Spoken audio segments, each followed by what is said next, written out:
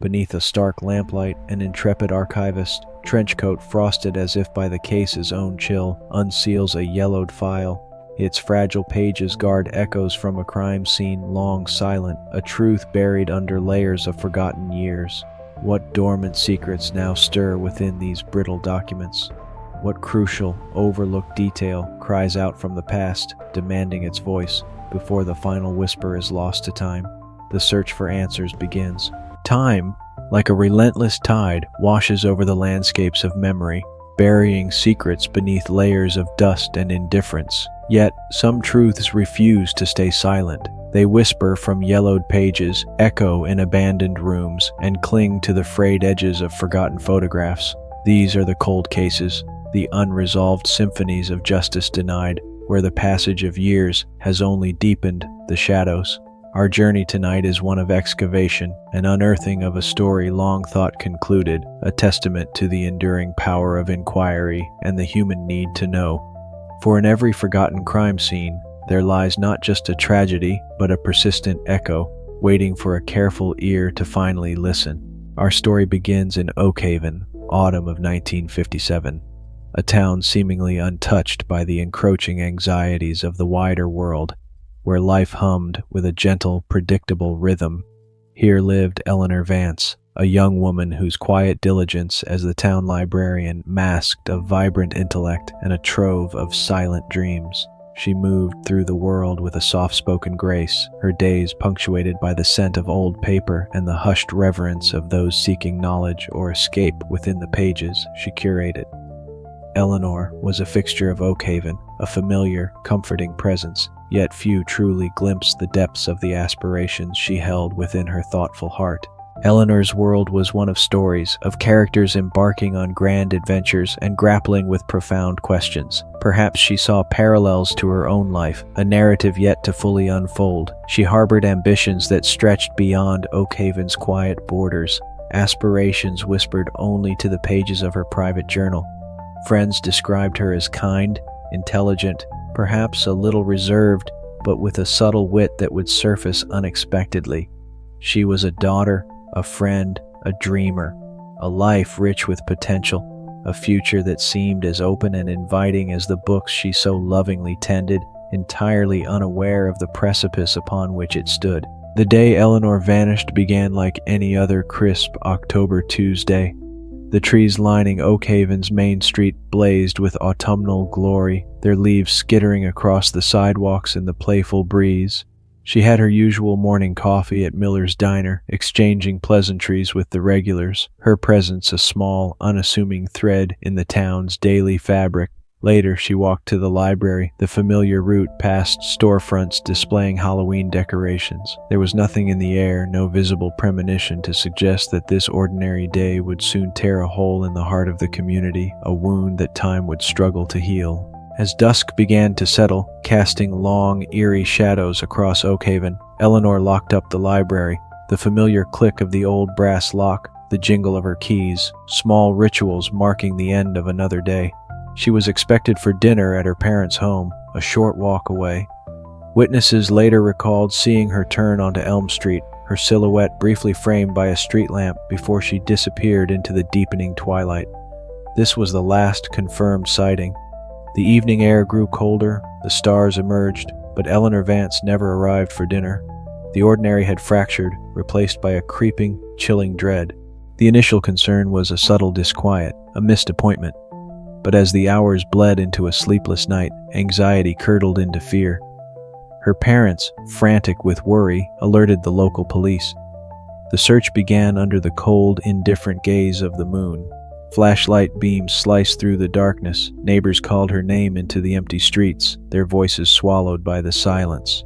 The small town, usually cocooned in a sense of security, found itself confronting a terrifying unknown. Eleanor, the quiet librarian, the gentle soul, was gone. The question of where and why hung heavy and unanswered in the pre-dawn chill. Days later, the devastating discovery was made, not in the familiar confines of Oakhaven, but miles away, in a secluded stretch of woodland known locally as Whisper Creek.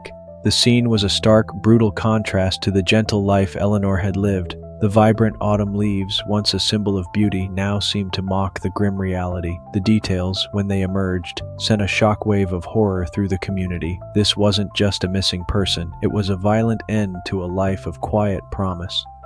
Oak Haven, once a haven of perceived safety, was irrevocably scarred, its innocence shattered by an act of unspeakable cruelty. The investigation began with a flurry of activity. Chief Miller, a man who knew nearly everyone in Oak Haven, found himself navigating an unfamiliar and terrifying landscape. Detectives from the state were called in, their city-honed instincts clashing with the small-town dynamics. Every lead was pursued, every acquaintance questioned. Was it a stranger passing through? Or, more chillingly, was the perpetrator someone known, someone who walked Oak Haven streets alongside their neighbors? The press descended, their flashbulbs puncturing the town's grief, their headlines screaming a story Oak Haven wished wasn't its own. The search for answers became a desperate race against fading clues. The initial autopsy offered few immediate answers, only confirming the brutal nature of Eleanor's death. Forensic science in 1957, though advancing, lacked the sophisticated tools available today. Investigators meticulously collected what they could: fibers, footprints, any minute trace that might betray the killer's identity. They spoke to Eleanor's friends, her colleagues, searching for any hint of discord, any secret that might illuminate the path to her murderer. The town, gripped by fear and suspicion, offered up theories, rumors, and whispers, a confusing mix of genuine concern and frightened speculation. Yet despite the exhaustive efforts, the killer remained a phantom, a faceless shadow.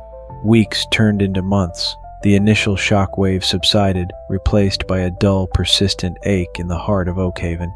The out-of-town reporters eventually left, seeking newer tragedies. Chief Miller and his small team continued their work, but promising leads grew scarce.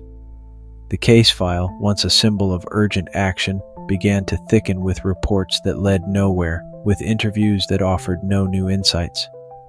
The vibrant memory of Eleanor Vance started to recede for some, overshadowed by the chilling mystery of her death. The first tendrils of coldness began to creep into the investigation, a silent acknowledgement that the path to justice was becoming increasingly obscured. One promising avenue of inquiry had centered on a drifter, seen in town a few days before Eleanor's disappearance. He was questioned, his alibi scrutinized, but nothing concrete could tie him to the crime. Another lead pointed towards a disgruntled acquaintance, someone with a rumored grievance against Eleanor or her family. This too dissolved under closer examination, the motive flimsy, the evidence non-existent. Each dead end was a fresh blow to the investigators' morale and to the hopes of Eleanor's grieving family. The killer, it seemed, had vanished as completely as the autumn leaves that had carpeted the ground at Whisper Creek. The physical evidence, painstakingly collected, offered little solace. Fingerprints found at the library were Eleanor's or those of known patrons. Trace evidence from the woodland scene was inconclusive, easily attributable to the natural environment or too degraded for the methods of the era. The weapon, if one was used beyond brute force, was never recovered. It was a case built on shadows and absences, a puzzle with too many missing pieces. The meticulous work of the investigators felt like trying to grasp smoke. The harder they tried, the more elusive the truth became, slipping through their fingers like fine grains of sand. Forensic science of the 1950s, while earnest, was a world away from the capabilities that would emerge decades later. DNA analysis was science fiction. The databases and interconnected systems that aid modern investigators did not exist. Detectives relied on shoe leather, intuition, and the fading memories of witnesses. Without a clear suspect or a direct confession, cases like Eleanor's often hinged on a lucky break, a piece of evidence that spoke loudly and clearly. In this instance, the science of the time remained largely silent, unable to bridge the gap between the crime and its perpetrator. Time, the great eroder, began its relentless work. Witnesses' recollections, once sharp and vivid, started to blur at the edges. Details became muddled, timelines confused. People moved away from Oak Haven, taking their memories with them. The emotional intensity of the initial days faded, replaced by the routines of daily life. For the investigators, revisiting the case meant battling not only the killer's cunning, but also the natural decay of human memory. Each passing year added another layer of dust, another veil of obscurity over the events of that tragic October.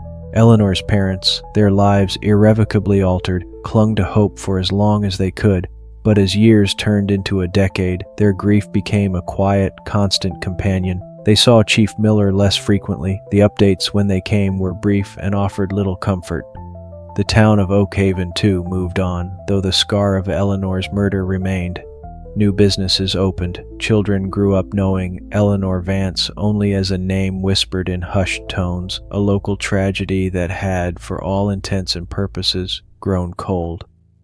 The vibrant young librarian was becoming a ghost in her own story. The official file on Eleanor Vance was eventually relegated to the back of a filing cabinet, then to a dusty box in the police department's archives. It joined the ranks of other unsolved cases, a silent testament to human cruelty and the limitations of justice. The label cold case was more than a bureaucratic designation. It was an admission of defeat, a reluctant acknowledgement that, barring some unforeseen miracle, the truth of who killed Eleanor Vance might never be known. The echoes of that crime scene at Whisper Creek grew fainter, almost lost to the passage of time. For the community of Oak Haven, the unresolved nature of Eleanor's murder left an invisible wound. Trust was subtly eroded, a lingering sense of unease that permeated the town's idyllic facade. Children were warned more sternly, doors locked more securely. The story became a cautionary tale, a reminder that darkness could touch even the quietest of places. While daily life resumed its course, the unanswered questions about Eleanor's fate cast a long shadow, a collective memory of fear and loss that would resurface with every unexplained sound in the night, every mention of her name. The forest at Whisper Creek, site of the grim discovery, gradually reclaimed the immediate traces of the crime. Seasons turned, undergrowth thrived, obscuring the exact spot where Eleanor's life had ended. Yet the place retained a somber reputation, a location locals avoided, especially after dark. It became a geographical marker of Oak Haven's tragedy, a silent, brooding monument to an unsolved mystery. The trees stood as mute witnesses, holding their secrets within their ancient bark, while the creek whispered its mournful song, a constant, chilling reminder of the forgotten truth buried nearby. What does it mean for a truth to be forgotten? Is it merely the absence of active investigation or something deeper? A collective turning away from a pain too great to bear? For Eleanor Vance, her story risked becoming just that. A footnote in local history, a name on a weathered headstone. The killer, emboldened by time and silence, may have lived an ordinary life, perhaps even within Oak Haven itself, their terrible secret locked away. The scales of justice remained unbalanced, an affront to Eleanor's memory and to the very idea that truth will always prevail. But even in the deepest archives where stories lie dormant, the faintest spark of inquiry can reignite a search. The passage of decades does not extinguish the fundamental injustice of an unsolved murder. It merely makes the path to unearthing that truth more challenging, more reliant on persistence and the occasional fortunate discovery. The echoes from Eleanor Vance's forgotten crime scene, though faint, had not entirely faded. They were waiting, perhaps, for a new kind of listener, one equipped with different tools, a different perspective, and an unwavering commitment to illuminating the shadows of the past. Decades later, in the hushed sanctuary of the county archives where history sleeps in cardboard coffins, a different kind of search begins. Here, an intrepid archivist, cloaked in a trench coat frosted by the chill of forgotten stories, moves with a quiet reverence. Their mission, to sift through the sediment of time, to find the narratives overlooked or dismissed. The air is thick with the scent of aged paper and binding glue, each file a potential portal to an unresolved past. Among countless others, one particular case, one name begins to resonate: Eleanor Vance. A file, thin and brittle, waits to be reopened. The archivist's gloved hands carefully retrieve the Eleanor Vance file. Its cover is faded, the ink of the label blurred by time. Inside, the paper is brittle. The typewritten reports a ghostly echo of a long-past investigation. Photographs, monochrome and stark, depict a crime scene that exists now only in these images and in fading memories. Each page turned is a step back into 1957, into the fear and frustration of that autumn. The archivist is not just a custodian of records, but a detective of history, seeking the overlooked detail, the misplaced connection, the silent clue that others might have missed in the urgency of the original inquiry. The initial reports are a litany of painstaking police work, witness statements filled with the vernacular of the era, lists of items cataloged, sketches of the crime scene drawn with meticulous, if rudimentary, precision. The archivist pores over these documents not as static records, but as active conduits to the past. There's a sense of immediacy, of lives interrupted, of questions hanging unanswered in the stale air of old ink and paper. The weight of the unresolved rests heavily within these pages. What did they miss? What detail, seemingly insignificant then, might hold new meaning now, viewed through the lens of accumulated knowledge and time? Among the contents, a small sealed envelope, often overlooked in such voluminous files, marked miscellaneous evidence, deemed non-critical. The archivist, guided by an instinct honed from years among forgotten things, carefully opens it. Inside, a few faded color photographs, unusual for police work of that era, perhaps taken by an amateur or a more forward-thinking officer. They depict the wider area around Whisper Creek, not just the immediate site. One photo, slightly out of focus, shows a distant, dilapidated barn, barely visible through the trees, a structure not mentioned in any official report, a flicker of new possibility. This forgotten barn, a mere speck in an old photograph, ignites a crucial question. Why was it not documented? Was it searched? Was it considered irrelevant?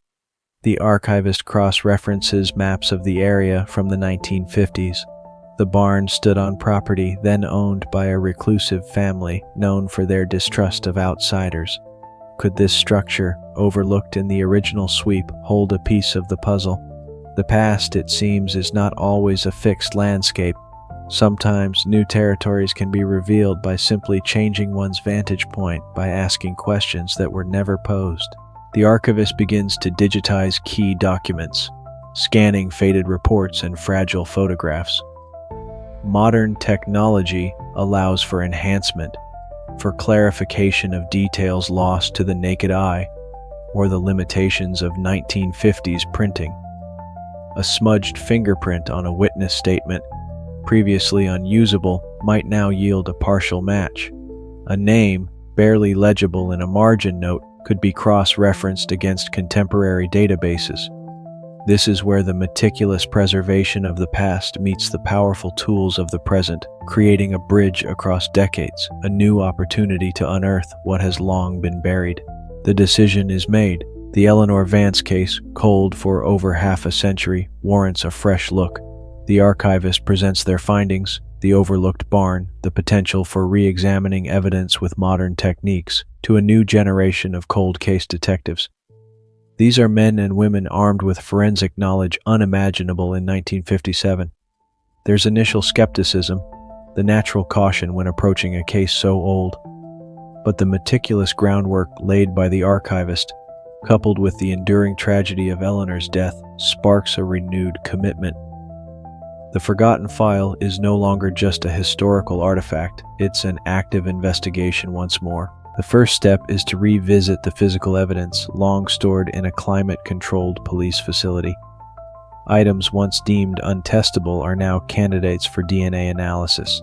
Eleanor's clothing, samples from the crime scene, even the envelope containing the overlooked photographs, anything that might yield a trace of the perpetrator. It's a delicate process, handling materials so old, so fragile.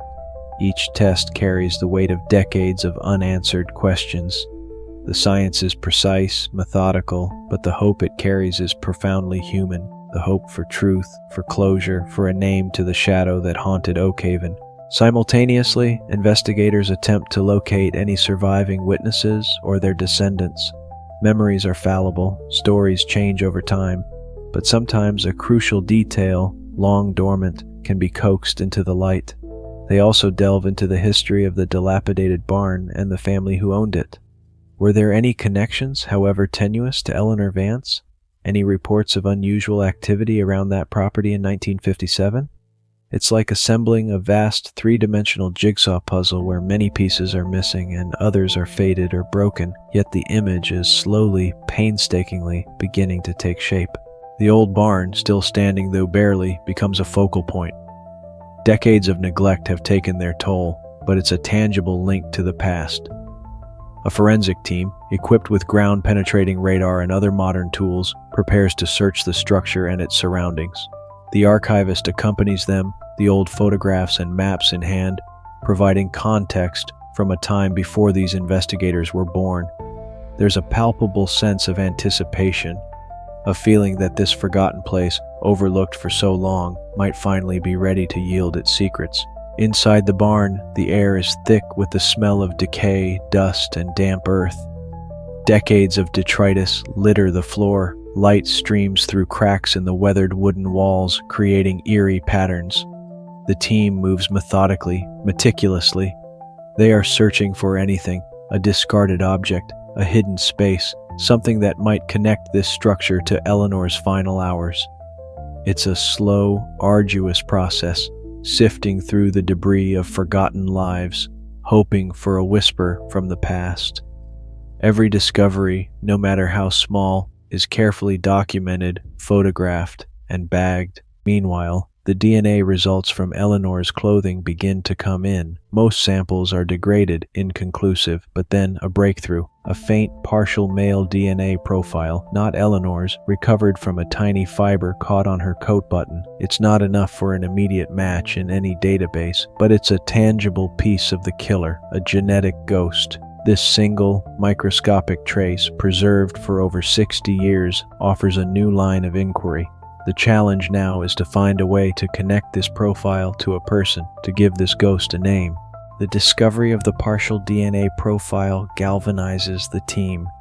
They turn to genetic genealogy, a revolutionary tool in cold case investigations.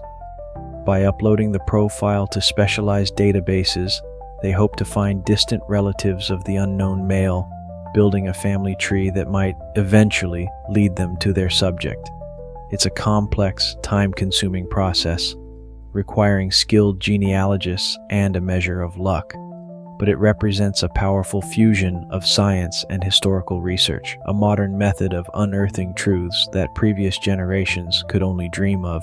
The search of the barn yields something poignant. A small, tarnished silver locket, half buried in the dirt floor in a far corner. It's empty, but its design is distinctive.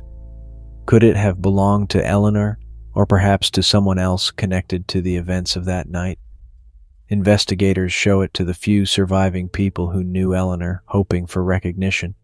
The locket becomes another fragile thread, pulling them deeper into the labyrinth of the past, a silent object that might yet speak volumes if its story can be unlocked. One elderly resident of Oak Haven, a childhood friend of Eleanor's, recognizes the locket, tears well in her eyes as she recalls Eleanor receiving a similar one for her 16th birthday. It was a treasured possession. This emotional confirmation strengthens the barn's connection to Eleanor, suggesting she was likely there either before or during her abduction. The barn, once a forgotten structure on the periphery of the investigation, now moves to center stage. The question sharpens: what exactly happened within those decaying walls? The genealogical research working in parallel begins to bear fruit. The partial DNA profile points towards a specific family line with historical ties to Oak Haven. Several branches, several male descendants from that era. Investigators meticulously research each individual, their whereabouts in 1957, any criminal history, any known connection to Eleanor or the area around Whisper Creek and the barn. The net, woven from strands of DNA and historical records, begins to tighten, slowly isolating potential persons of interest from the anonymity of the past. The focus narrows to one man, Thomas Bishop, a young man in his early 20s in 1957 who lived near the old barn. He had a minor record for petty theft and public disturbances around that time. Crucially, he left Oakhaven abruptly a few weeks after Eleanor's murder, never to return. He died decades ago in another state, taking his secrets, if any, to his grave. But his surviving relatives, identified through the genealogical search, could provide the DNA comparison needed to confirm or refute his connection to the profile found on Eleanor's coat. The archivist, whose initial discovery of the barn photograph reignited the case, watches these developments with a profound sense of responsibility. Their role has shifted from historical detective to active collaborator, providing context and ensuring the integrity of the original evidence. They meticulously compare the emerging profile of Thomas Bishop with any subtle mentions or overlooked details in the original case file. It's a validation of their belief that no case is ever truly closed, that forgotten truths can indeed be unearthed with persistence and new perspectives. The lamplight under which they first examined Eleanor's file now illuminates a path towards a possible resolution. Investigators approach Thomas Bishop's closest living relative, perhaps a son or nephew, explaining the situation with sensitivity and professionalism. They request a voluntary DNA sample for comparison. It's a delicate moment, asking someone to confront the possibility that a family member was involved in a horrific crime committed long ago. The relative, often shocked and conflicted, must decide whether to cooperate in the pursuit of a truth that could be deeply painful. Their decision will be pivotal in confirming the link to the DNA from Eleanor's coat. The relative agrees to provide a DNA sample. The wait for the comparison results is fraught with tension. For the investigators, it's the culmination of months, even years, of painstaking work, all hinging on this final scientific confirmation. For Eleanor Vance's memory, and for the town of Oakhaven, it's a chance for an answer that has been elusive for over 60 years. The silence of the lab, as the samples are processed, feels deafening, each passing hour stretching into an eternity of anticipation. Then, the call comes. The DNA comparison is a match. The partial profile from Eleanor Vance's coat is definitively linked to Thomas Bishop's family line, and through further refinement, strongly indicates Bishop himself as the source. A quiet wave of emotion washes over the investigative team. It's not triumph, but a somber confirmation. The shadow that haunted Oakhaven for decades finally has a name.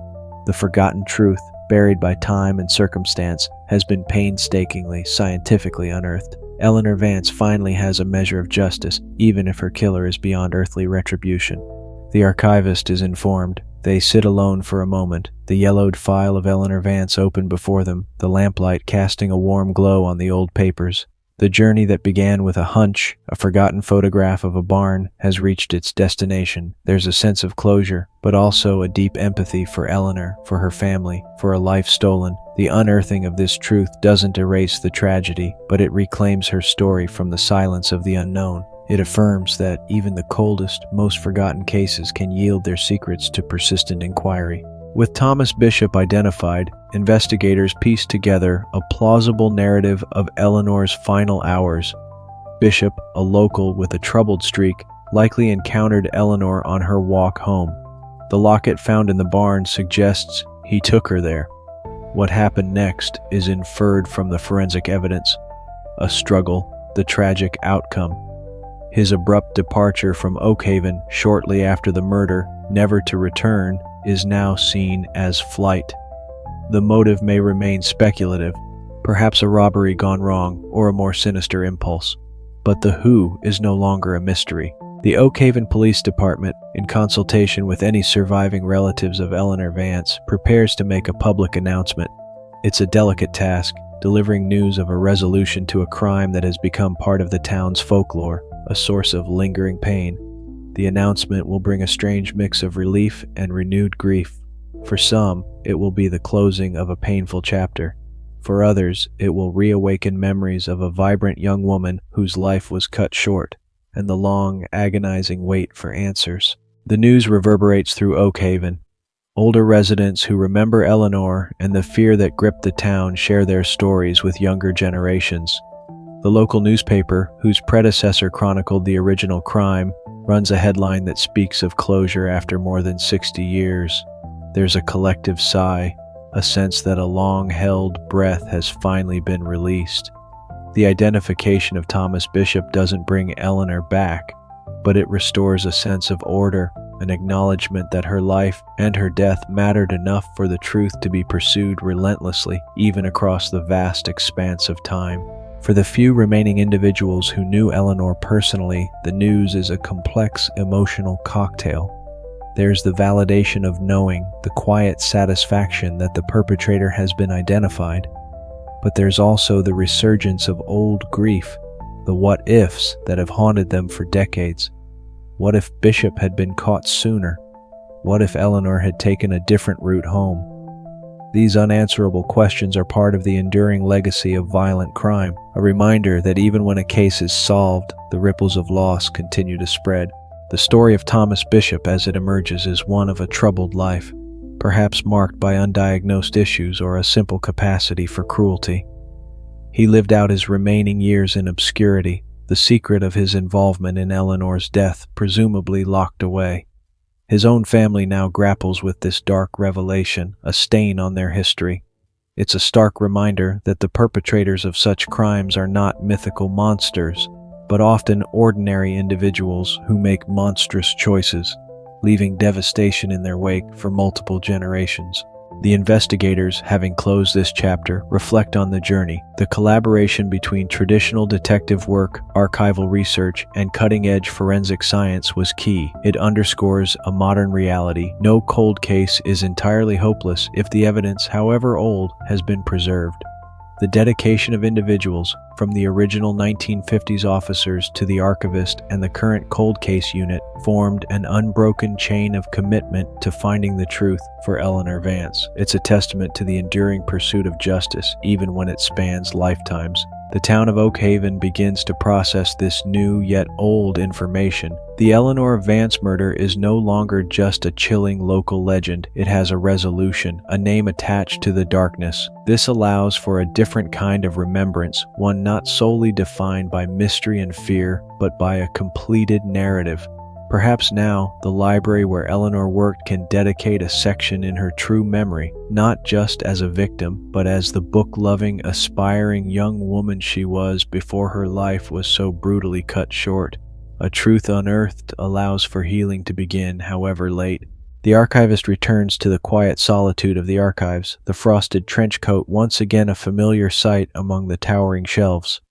The Eleanor Vance file, now updated with the resolution, will be refiled, but it will no longer carry the same weight of unresolved tragedy. It stands as a symbol of hope for other forgotten files, other silent stories awaiting their turn. The lamplight under which so many secrets are examined seems a little brighter, a little warmer. The work continues because for every truth unearthed, countless others still lie waiting in the patient dust of history. What does it mean to unearth a forgotten truth? It means that memory, however fragile, can endure. It means that science and persistence can bridge the chasm of time. It means that even in the face of profound loss and decades of silence, accountability, in some form, can be achieved. For Eleanor Vance, it means her story does not end in the darkness of Whisper Creek, but in the light of revelation. Her name is cleared of the shadows of the unknown, and the community that mourned her can finally understand the full arc of her tragic fate. The impact of solving a cold case extends far beyond the immediate victim and perpetrator. It reassures communities that law enforcement does not give up, that the passage of time does not diminish the value of a life lost. It offers a measure of peace to families who have lived with ambiguity for generations. And it serves as a stark warning to those who believe their crimes are buried forever. The echoes of the past can, and do, find a voice in the present, amplified by an unwavering commitment to justice. The scientific tools will continue to evolve. Genetic genealogy, forensic imaging, data analysis, these fields are advancing at a breathtaking pace. What seems impossible today may be standard procedure tomorrow. This offers continuous hope for countless other cold cases, other forgotten victims whose stories are locked away in dusty files. Each technological leap provides a new key, a new lens through which to re-examine the past, ensuring that the quest to unearth forgotten truths will only grow more potent with time. Eleanor Vance's life, though tragically short, was not defined by its violent end. It was defined by her love of books, her quiet kindness, her dreams for the future. Unearthing the truth of her death allows us to remember her more fully, to see beyond the victimhood imposed upon her. It restores a measure of her agency, her individuality. The final chapter of her story, written by others so long ago, can now be closed with a degree of understanding, and her memory honored with the dignity it always deserved. The process of investigating cold cases is often a journey into darkness, confronting the worst aspects of human behavior. Yet it is also profoundly illuminated by the dedication of those who seek answers, by the resilience of those who grieve, and by the enduring power of truth itself.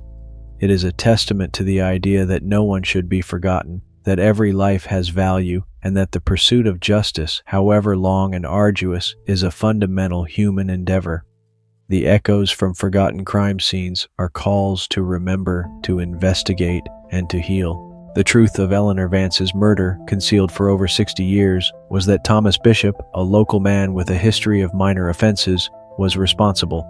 Driven by motives now lost to time, he took her to the abandoned barn, where her life was violently extinguished. His subsequent flight from Oakhaven allowed him to evade justice during his lifetime. But the meticulous preservation of evidence, the insightful eye of an archivist, and the relentless power of modern science finally pierced the veil of decades, bringing his culpability into the stark light of day. While Bishop himself is beyond the reach of earthly courts, the identification provides a crucial form of justice, the justice of knowing. For any surviving family of Eleanor, for the community of Oakhaven, and for the historical record, the ambiguity is gone. The shadow no longer looms nameless. This resolution, though posthumous for the perpetrator, reasserts a moral order. It confirms that even after decades, the truth can surface, offering a powerful, albeit delayed, reckoning. The file is closed, not with a question mark, but with a period. The legacy of Eleanor Vance is now twofold. There is the tragedy of her stolen life, a stark reminder of the fragility of existence and the darkness that can lurk beneath ordinary surfaces, but there is also the legacy of this investigation, a testament to perseverance, the power of intergenerational collaboration, and the unyielding quest for truth. Her case becomes an emblem of hope for other unresolved sorrows, demonstrating that forgotten victims are not truly forgotten as long as someone is willing to listen to the faintest echoes from the past.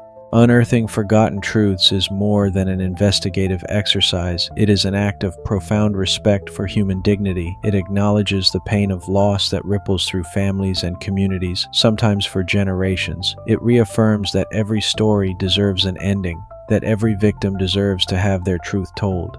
The work of channels like Frozen Dossier is to keep these stories alive, to honor the persistence of those who seek answers, and to remind us that the passage of time need not be an insurmountable barrier to justice and understanding. The echoes from Eleanor Vance's forgotten crime scene have finally been answered. The silence that shrouded her fate for so long has been broken by the painstaking work of those who refuse to let her story fade. In unearthing this one truth, we are reminded that history is not merely a collection of bygone events, but a living repository of human experience, holding lessons, warnings, and ultimately the enduring possibility of resolution. For every closed file, a measure of peace is restored, and the quiet insistence of justice, however delayed, is affirmed once more. The search for forgotten truths continues,